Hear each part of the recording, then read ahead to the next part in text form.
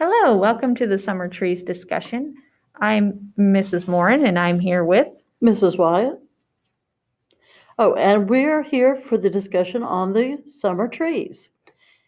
The artist is Song Su Nam, and the historical period is contemporary. For materials and techniques, this is ink on paper, and it's kind of interesting because you look at it, and at least for me, I'm thinking back to Travelers on Mountain and Streams, and it kind of gives you an idea about just how much depth you can get with just black and white, and then all these different shades of grays. plus that title with Summer Trees.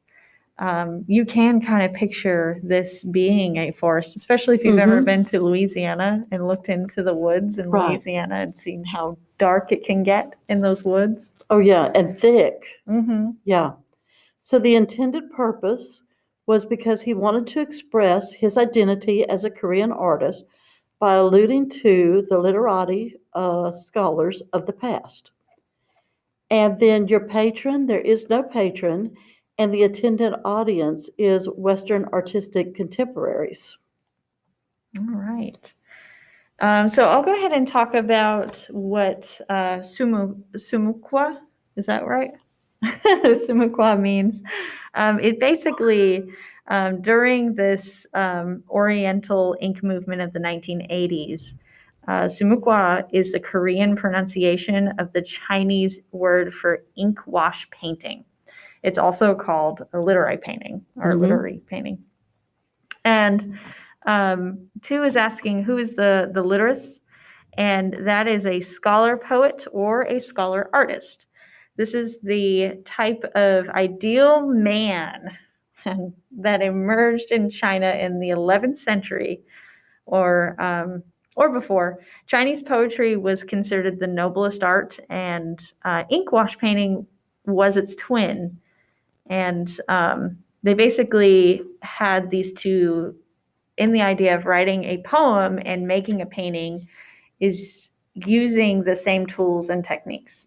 So this would have one that would be resulting in words and the other would end up as a picture. And a lot of times too, those could be combined. Yes, because we're going to look at the Chawan, and when he starts talking about the kanji and how it makes pictures.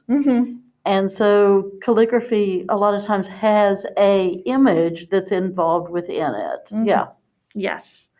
And then the four things that happened in the 20th century that dramatically changed the country of Korea's identity. So we have to keep in mind that he created this piece wanting to go back to his Korean roots, right? And he grew up in a kind of a tumultuous time period in Korea.